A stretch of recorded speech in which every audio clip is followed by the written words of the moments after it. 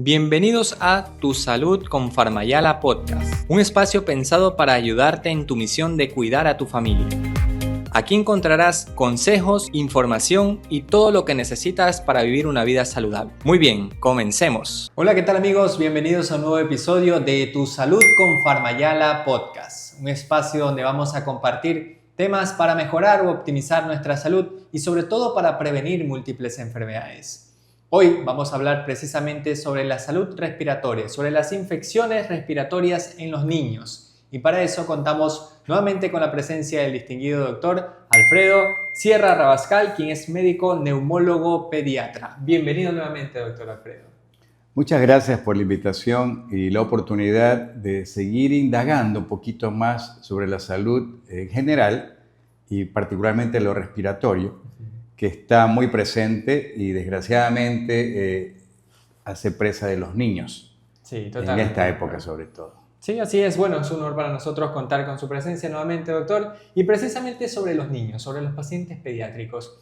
¿Por qué resulta que estos pacientes son más vulnerables a sufrir estas infecciones respiratorias? Mire, eso es una pregunta que se hacen siempre los padres y es más, en algún momento molestos, sí. Porque como que termina un cuadro, empieza un cuadro, termina y inmediatamente se repite otro. Entonces se habla como infección respiratoria recurrente o de repetición. Y se habla inclusive del síndrome de la guardería o de la educación inicial, que es el jardín de infantes o el inicio de clases.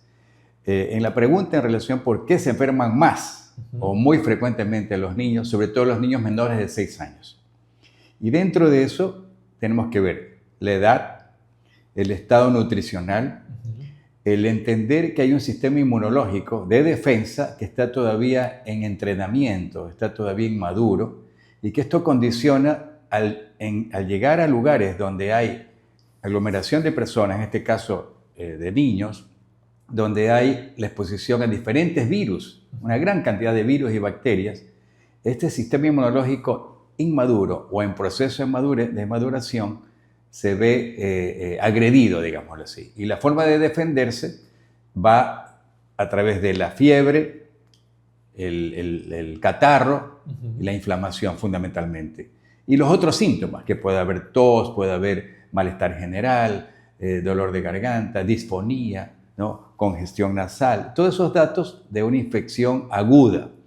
Y estos procesos en un niño pequeño, en un niño que tiene ciertos factores de riesgo, por ejemplo, haber sido prematuro o haber tenido bajo peso al nacer, antecedentes de un medio ambiente donde él se desarrolla, donde hay padres fumadores, una madre adolescente, no por el hecho de la edad en sí, sino la capacidad de la formación de esa madre para cuidar a su hijo, el no tener el esquema de vacunas al día y agregarle en este caso de la influenza o de la gripe. Hay más de 200 virus de la gripe. Dentro de ellos pues, está la influenza, el rinovirus, el virus sincitial respiratorio, metaneumovirus. ¿Ya? Y dentro de eso, la gran mayoría son rinovirus. En los niños más pequeñitos, y haciendo énfasis a su pregunta, el niño menor de 2 años, el niño lactante, digámoslo así, o el chico de 2 meses, 3 meses, menor de 6 meses, está más en riesgo de ser contagiado de su hermanito que ya empezó la escuela por un virus que se llama virus sincitial respiratorio, que puede condicionar en este niño pequeño lo que se llama una bronquiolitis, que es una complicación mayor del cuadro gripal, entre comillas, que en el niño mayor no pasa de un catarro común, y en el niño pequeño puede desarrollar una bronquiolitis con severidad, dificultad respiratoria, necesidad de hospitalizaciones, pausas respiratorias que requieren oxígeno, o sea, una cosa más severa. Más complicada. Por lo tanto, uno tiene que tener un poquito de conocimiento en el seguimiento de los chicos, qué factores de riesgo tiene este niño que estamos viendo a nivel de la consulta particular o en la consulta hospitalaria o a nivel de dispensario,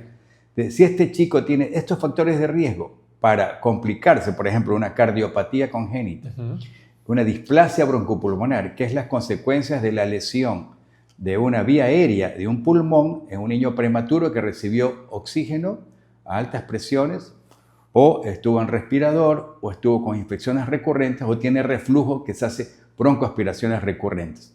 Y el chico con síndrome de Down, por ejemplo, o con alguna malformación cardiopulmonar, o el niño con trastornos neurológicos, que quedó con secuelas neurológicas y que al deglutir o al tragar no lo hace en forma correcta y puede broncoaspirar. Entonces este chico es más de alto riesgo, y más aún si tiene alguna enfermedad congénita como la fibrosis quística, que a lo mejor no se ha diagnosticado y que en el proceso, a través de la recurrencia de estos cuadros, uno puede sospecharlo e investigar y llegar al diagnóstico a través del test de sudor y otras cosas. Exactamente. Es un poco el contexto del niño en general y particularmente el niño preescolar o escolar, que ya es otro tema, ¿no? Exacto, sí. Y también básicamente es un tema de preocupación para los padres de estos niños en etapa escolar.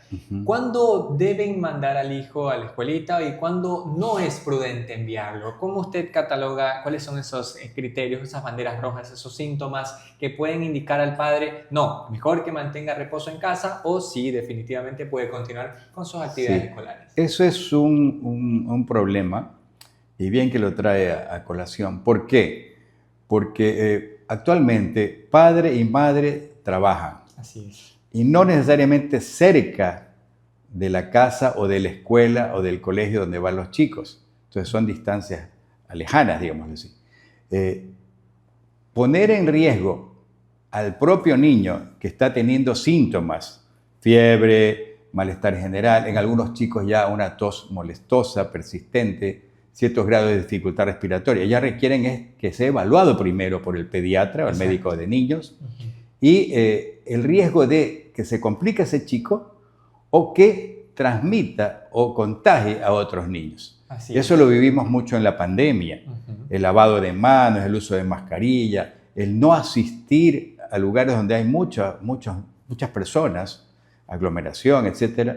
Y en otros chicos, por ejemplo, la posibilidad de no tener mayor síntoma en ese momento, pero ya cuando va a la escuela y hace fiebre o malestar general o empieza con catarro, el responsable de la escuela o del jardín o del área de educación inicial nos va a orientar a que este chico sea retirado o por lo menos aislado hasta que lo vayan a retirar sus padres. Sí, basándose esa en es un la protocolo, parte, ¿no? Claro, un protocolo. Ahora, es común que el chico amanece con moquito, estornudo, el papá y la mamá le hacen una buena limpieza, le dan algo para la fiebre y lo llevan a la guardería o a la escuela, porque no tienen con quién dejarlo. Eso, uno entiende el proceso social, porque cuando hablamos de las determinantes sociales de la enfermedad, entendemos este problema. Entonces, habría que hacer más educación preventiva, promocionar la salud y en este caso la preservación de la salud. Debería ser el enfoque. Es un enfoque mucho más moderno en el cual, al conocer cuáles son los riesgos, cuáles son las enfermedades más comunes y cuáles son las complicaciones que puede presentar, el padre, la madre, el cuidador de ese chico, el abuelo, el tío, quien esté a cargo de este niño o de estos niños, nos van a permitir evitar este contagio masivo ya a nivel de la escuela. Totalmente. Quizás hacen esto por tener una baja percepción del riesgo, ¿no? Porque consideran que no, bueno, mi hijo está bien, no tiene mayor sintomatología. No, el comentario general es, si ahí en la escuela fue que se contagió, ¿ya? Yo lo vuelvo a mandar. Sí, entonces es un poco... Entonces, cuando un niño con factores de riesgo o ya descompensado es enviado a la escuela, me parece una irresponsabilidad y de alto riesgo para que se complique el chico. Ahora, otro de los datos que usted decía, ¿por qué se enferman frecuentemente los chicos? Hay que detectar que es común en un niño sano, sin ningún antecedente o factores de riesgo importantes, que al llegar a estos lugares empieza a presentar en forma frecuente infecciones. Se dice hasta 6 a 8 en el año, Así es. Algunos más. Pero si este niño, eso es comparado con el chico que no va a la escuela todavía, pero si este chico tiene factores de riesgo como alergias, usted puede detectar rinitis alérgica, dermatitis atópica, en algún chico datos de asma bronquial, esa infección respiratoria en ese chico va a durar más, va a haber ciertas complicaciones y ciertos signos y síntomas que obligarán a acudir al médico o a la emergencia si se presenta una exacerbación de un cuadro asmático. Entonces, el chico con alergia, con el niño atópico, digámoslo así, que tiene factores para desarrollar estos procesos, tiene ciertas alteraciones en los mecanismos de defensa, que ya lo decían las abuelas. Sí. El chico alérgico se enferma más porque tiene baja su defensa. En algún momento, en el proceso de enfrentarse con los virus, este sistema inmunológico, lo que sería la inmunidad innata y la inmunidad adaptativa, en la inmunidad innata la producción de anticuerpos, en este caso interferón, en ellos tiene cierta alteración. Y sobre todo el epitelio, los epitelios. Los epitelios son las mucosas que están en contacto con el medio ambiente, las barreras. Respiratorias, digestivas, genitourinarias, la piel mismo, y el concepto de inflamación de mucosas o alteración del epitelio de las mucosas es una barrera alterada que puede provocar en lo digestivo disbiosis, o alteración en lo que sería la microbiota, y en la parte respiratoria inflamación y desarrollo de infecciones, porque se abren las puertas para que ingresen virus, bacterias y de todo. Ese sería un factor. Si tiene antecedentes de alergia, es un chico que tiene que ser mejor cuidado o una orientación en cuanto a la prevención. Sí, totalmente, así es. Y respecto a estos mitos o creencias que se han traído de generación en generación, ¿hay algunas opiniones o algunas ideas respecto a la transmisión de estas infecciones respiratorias superiores? Por ejemplo, se considera que se creía que salir con el cabello mojado, que estar descalzo, que los cambios de temperatura pues pueden causar gripe o resfriado. ¿Qué hay de cierto en esto y cómo podemos desmitificar esto? Claro, uno respeta, y es interesante a nivel cultural y tradiciones, en cuanto al enfoque de la enfermedad. Primero, por algo se enferman los chicos, ¿no? Un error, una falta, siempre hay un culpable, o la culpa, digámoslo así. Y la otra es el miedo. Siempre tomamos ese tema como ejemplo.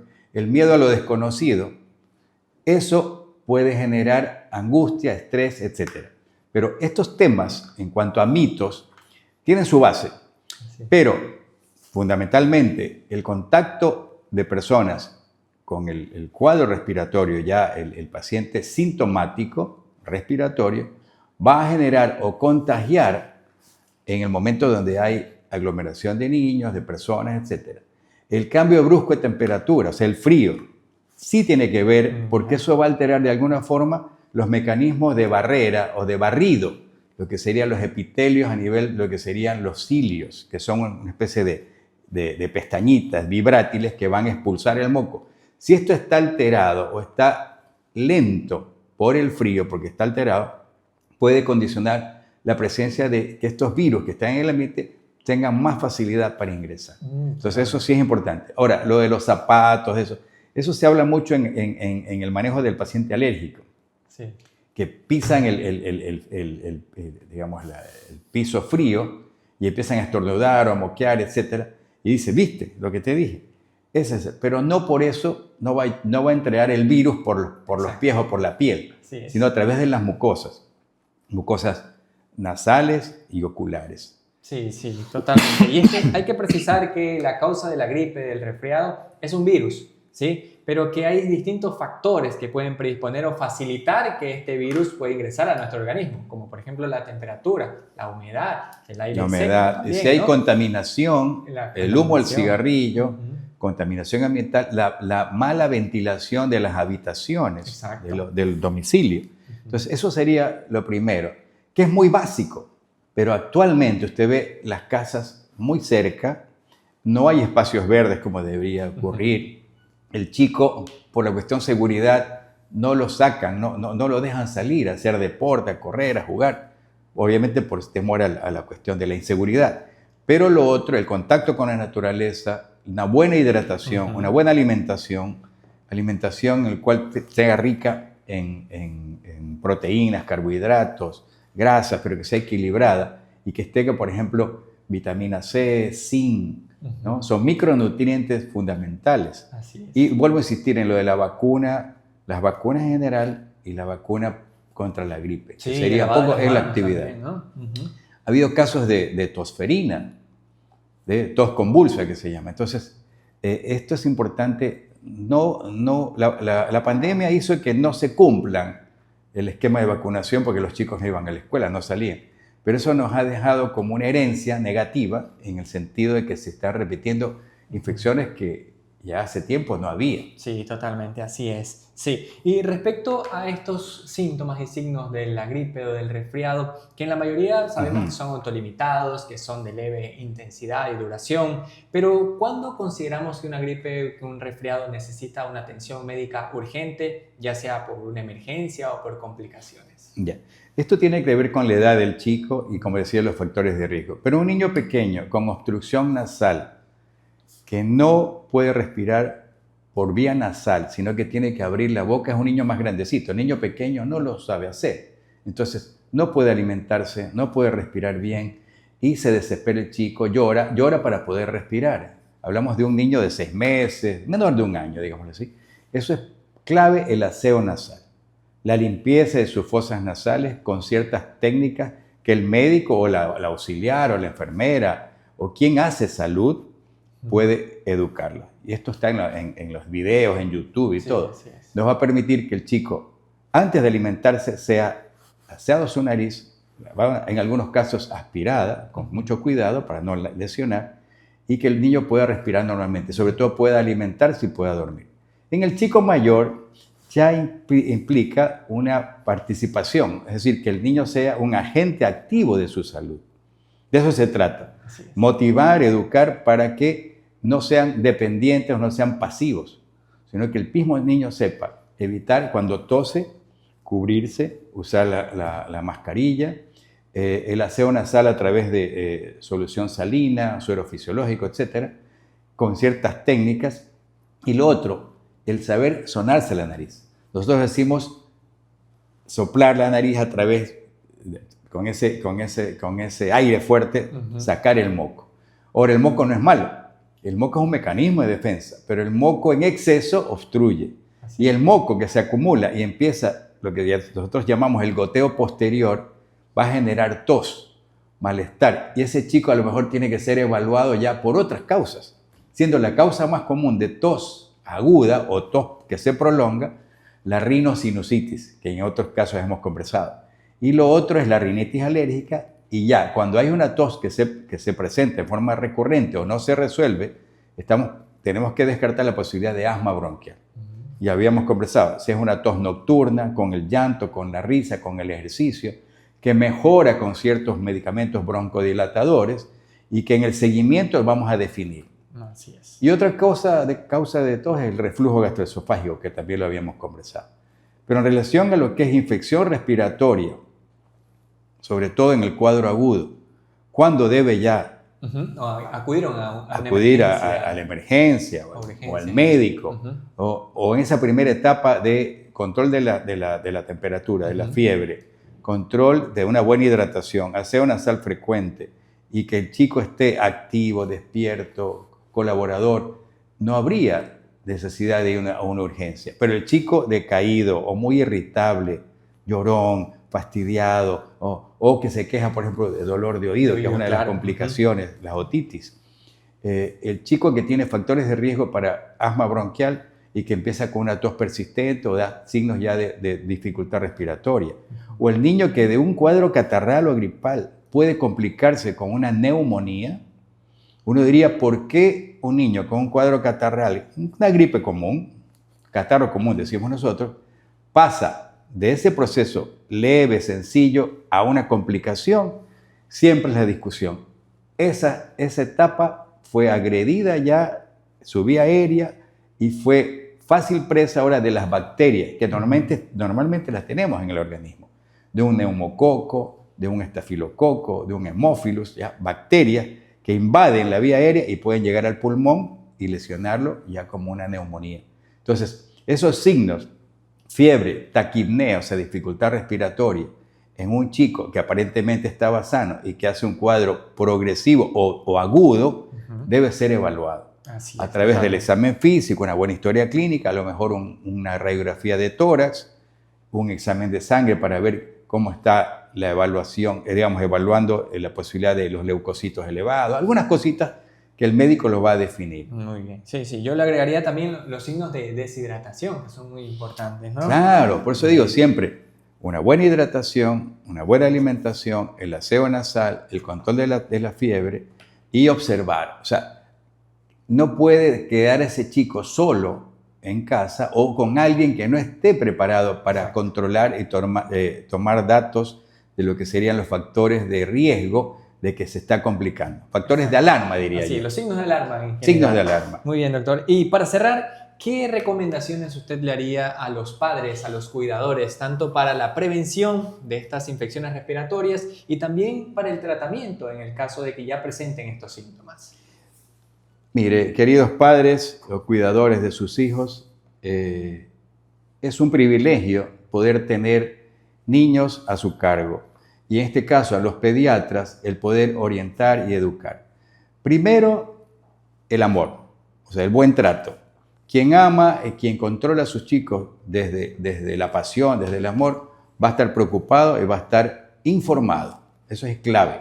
Lo otro sería la higiene personal y higiene del ambiente, el evitar la exposición a humo del cigarrillo o a contaminantes, ¿ya? El uso adecuado de la mascarilla cuando vayan a lugares donde hay la posibilidad de que alguien con un cuadro catarral o infección respiratoria visite la casa, evitar eso.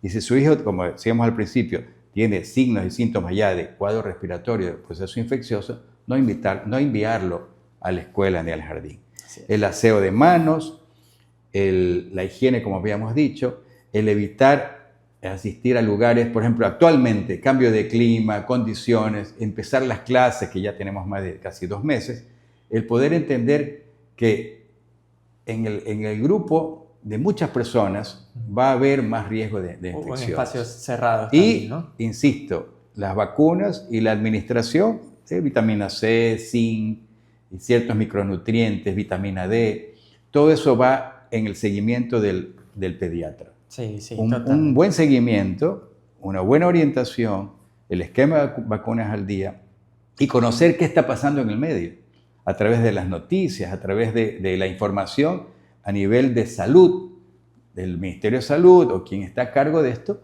de qué es lo que está pasando en cuál es la epidemiología actual. Y físicamente puede alterarse las condiciones del chico, pero también emocionalmente. O sea, el maltrato, el grito, el insulto, el maltrato físico, todo eso, ese estrés va a generar baja en las defensas, tanto en los niños como en los adultos y en los médicos también. Sí, sí, totalmente. Por eso es el nuevo enfoque de la medicina holístico, ¿no? Integral, básicamente, ¿no? Bien, reiteramos el agradecimiento al doctor Alfredo Sierra Rabascal, quien muy amablemente nos compartió su experiencia y su información. Y a ustedes, amigos, también agradecerles y antes de despedirnos, indicarles que una comunidad informada en salud es capaz de tomar mejores decisiones. Muchísimas gracias. Gracias.